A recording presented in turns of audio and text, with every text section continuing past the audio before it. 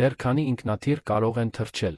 Մեծ Բրիտանիայի համալսարանի գիտնականներն ուսումնասիրել են պարզ երկնքի տուրբուլենտության երևույթները։ Օդաչուներին այս տեսակի տուրբուլենտությունը շատ դժվար է կանխատեսել եւ խուսափել դրանից։ Գիտնականները պարզել են, որ 1979 թվականից մինչ 2020 թվականը տուրբուլենտությունն աճել է 55%-ով, ու կարծես 2024 թվականին այս իրավիճակը էլ ավելի զգալիորեն սրվել է։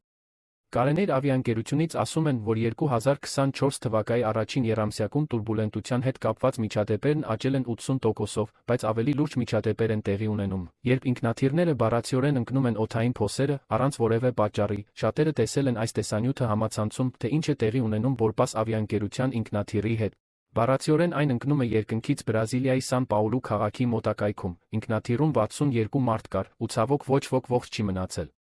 Սոցիալական ցանցերում կային բազմաթիվ տեսանյութեր, որոնք ցույց էին տալիս, թե ինչպես է ինքնաթիռը բառացիորեն ուղղահայաց ձևով ընկնում ներքև։ Բրազիլիայի քաղ ավիացիայի ազգային գործակալությունը հաստատել է, որ ինքնաթիռը լավ աշխատանքային վիճակում է եղել։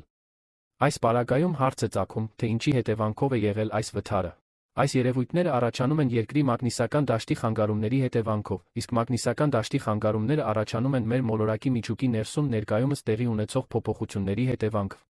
Նման փոփոխություններ միջուկում տեղի են ունենում յուրաքանչյուր 12,000 տարին մեկ։ Այս գիտական զեկույցում մասնագետները պարզ լեզվով բացատրել են, թե ինչ է տեղի ունենում մեր մոլորակի հետ եւ ինչպես կարող ենք մենք օգտագործելով արդեն գոյություն ունեցող տեխնոլոգիաները կանխել գլոբալ կլիմայական աղետը։ Իսկ դուք դեռ թռչում եք։